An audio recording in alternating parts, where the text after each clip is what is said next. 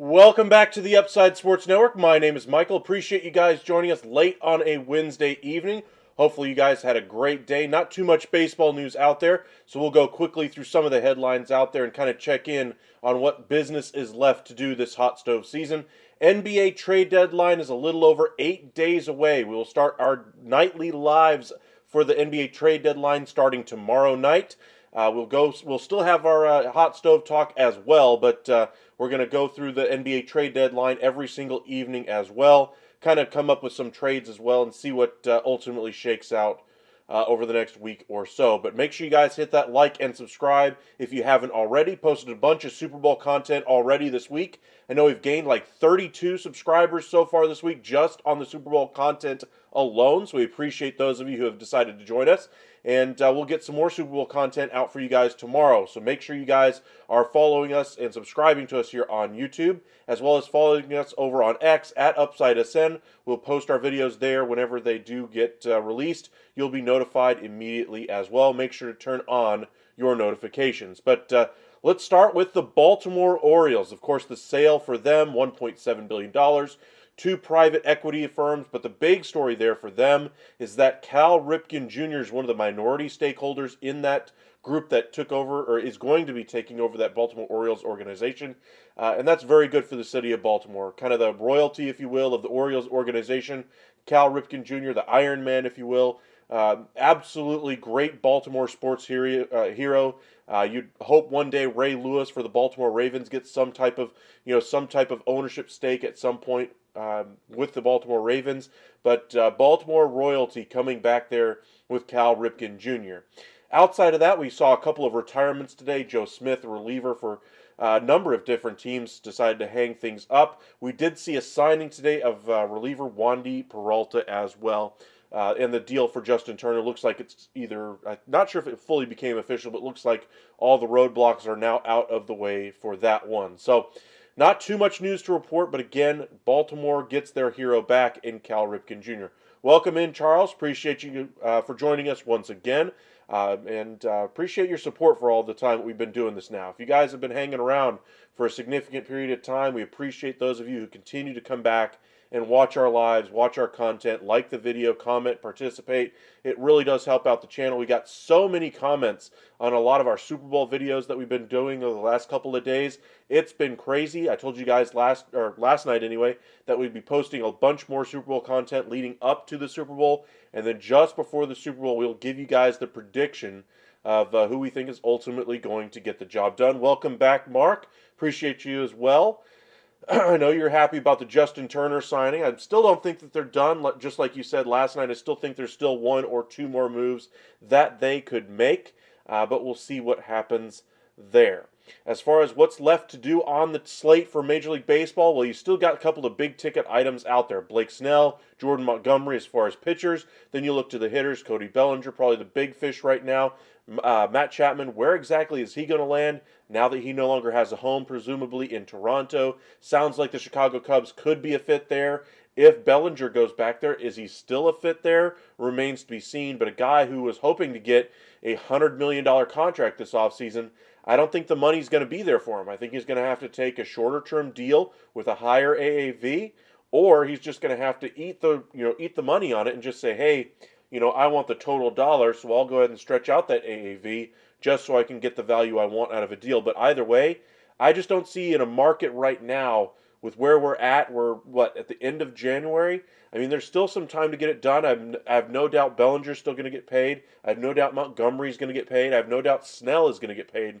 But outside of that, I mean, who exactly are you looking at on the free agent market that you say, hey, that's a $100 million player. Hey, that's a $20+ million player per season. There's not too many of those guys out there, and frankly, I never saw Matt Chapman as that type of player. The defense is there, sure, but is it elite defense anymore? No, it is not. We're talking about a guy who's probably in the top 5, 6 in all of third baseman defense, but doesn't exactly bring the wood, if you will. Had one good month last year, and that's about it. He does have some times where he does get streaky, and that's what we saw at the beginning of the season last year. But we have a lengthy track record now of poor performance at the plate from Matt Chapman. If he's able to figure it out, we keep mentioning that over and over and over again over the last couple of years. if he can figure it out, if he can get a little bit more consistent, if he can go back to what he was in Oakland, if he could only do these things that, one after another, when are we going to stop ourselves and say, hey, a track record is a track record? We saw that with Cody Bellinger. He kind of proved the market wrong, if you will. A 1 year, stopgap type of a deal that he took, kind of prove it type of a deal, ultimately worked out in his favor. Now, there are still some detractors. Some will point to the weak contact that he generated. Probably, I think it was in the bottom 10% of the entire league as far as hard hit rate. But ultimately, he was able to get on base and was a significantly better player than he had been in any of the previous 3 seasons. Now, I'm not saying Matt Chapman has been that bad, but we're talking about a guy who still gives you plus defense, but it's just an absolute frustration to watch at the plate. I mean, you see the potential. You saw what he could do in Oakland. It's just he doesn't do it consistently enough to warrant a $100 million contract. I agree with you there, Mark. I agree he's absolutely been one of the most frustrating hitters to watch in Major League Baseball over the last 2 or 3 years. I know a lot of us who play fantasy baseball have drafted him, when he was back in Oakland as one of the top 2 or 3 third basemen in the game. He's not nearly that type of player. Now we're talking about him more in the bottom, 10 third baseman in the entire game as far as offensive potential. There are some, worse off third base positions out there. But we're talking about a ton of young talent coming up around Major League Baseball, shortstops that are coming up. They're going to push some of the older shortstops over to third base at some point, and those guys are going to be able to at least give them league average defense at third base. You're talking about guys that are going to produce at the plate at a significantly better clip than Matt Chapman, and I just don't see where he's going to get a $100 million deal. Sure, this offseason, I know a lot of guys were predicting 5 years, $100 million contract, 6 years, $100 million contract. I could get with a 5-6 year deal, but nowhere near that level of AAV. If we're talking, say, $10 to $15 million, I would be more inclined to listen on something like that, because if it works out and he does solve things at the plate, that's a heck of a bargain. If it doesn't, it's still a big contract, but it's not killing the rest of your payroll structure for a significant period of time. So look for him to sign somewhere for maybe a high AAV for a couple of years, player option after the first year, kind of retest free agency next year with a better platform year. But I agree with you, Mark. He's been one of the most frustrating players to watch in the entire MLB. So hopefully he gets the deal he's looking for. I just don't think there's a market out there for him to ultimately get what he's looking for as far as salary. Let's look at a couple of the starting pitchers at the top end of the market right now. We've talked quite a bit in recent days about Jordan Montgomery, where he could go if he ultimately is going to be able to get the money from Texas to be able to get the deal done. Let's focus on Blake Snell and where he could ultimately go. At the beginning of January, really at the end of December, we were getting a whole bunch of news articles out there about how the Yankees were going to have a huge January. They were going to do all these things to improve their roster. And what have they done? Well, before January, they got the trade for Alex Verdugo. They got the deal done for Juan Soto and Trent Grisham. And outside of that, they promised everybody some help in that starting rotation. And I just don't think that they're necessarily done there. I think there's still some work to do. And so a guy like Blake Snell, I think he'd be a great fit in New York, would kind of lengthen out that rotation a little bit.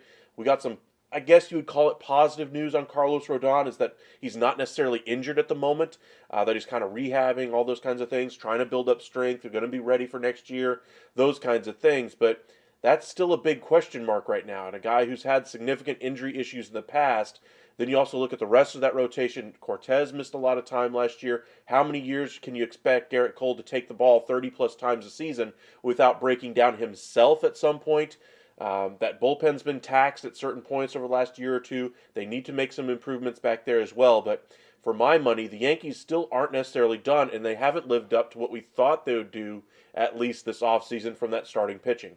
So Blake Snell, I think, would be a great fit there. I know there's some, conversation about, are his splits too big? Is his, peak years where he gets the Cy Young and the years where he's absolutely mediocre, something that New York can absolutely live with? And I'll say that as far as that offense is concerned, with a lineup led by Aaron Judge and Juan Soto and the like for at least one season, depending on if they're able to bring back Juan Soto or not, that's an offense that even with a mediocre Blake Snell should be able to make the postseason, even in a very difficult division in the AL East. But we'll see what happens there. We'll see if they have, the injury bug hit them like it did this past season. Anthony Rizzo was playing like his former all-star level self when he was with the Chicago Cubs, but had some issues, concussion issues, if I remember correctly, that just kind of ended his season and ultimately just took away his productivity pretty much for the entire second half of the year.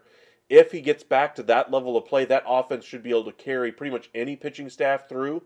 But we shall see. Blake Snell, I still think, is a high ceiling, low floor type of a pitcher, where you're not going to necessarily get the consistency of a guy like Jordan Montgomery, who's still a very solid pitcher, could be a number 2, number 1 type starter, and he could also elevate even from where he is right now. But as it stands right now, I think we can all agree that Blake Snell, while he does give a bunch of walks, give up a bunch of base runners, he does a great job of locking in once those base runners are on and limiting the damage. And he's been the best in the business at that for the past year and a half.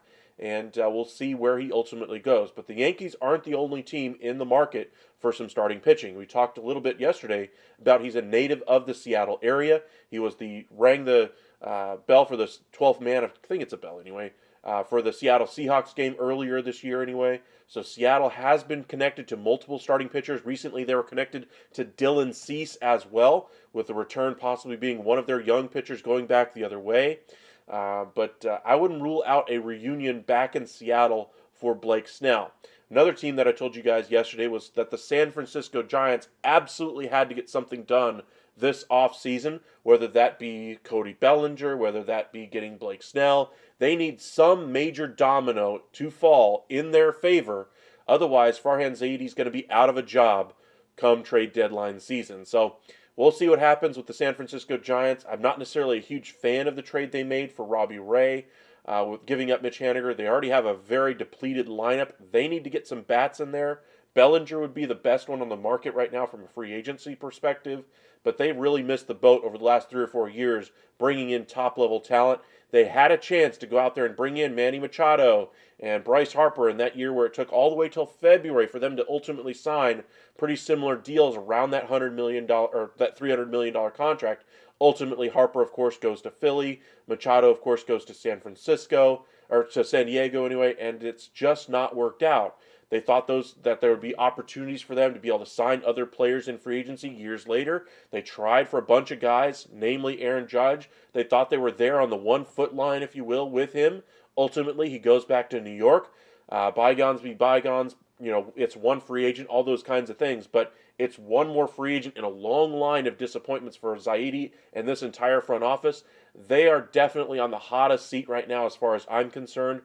Brian Cashman's a close second, because if this doesn't work out and they don't make the postseason in New York, Cashman, I believe, is going to be gone. I would believe he's going to be gone even if they don't advance out of the first round of the postseason as well. So keep your eyes peeled on both of those teams, possibly making some big-time changes in their front office this coming year. So appreciate you guys joining us this evening. Again, the only real big news today was the acquisition of the Baltimore Orioles by two private equity guys, as well as Baltimore legend Cal Ripken Jr. is a part of that ownership group. So congratulations, Cal. Feel free to join us for our lives tomorrow. We'll have 2 lives tomorrow evening. We'll probably do our baseball live after the basketball one, so it might be a late start for our baseball hot stove live tomorrow night.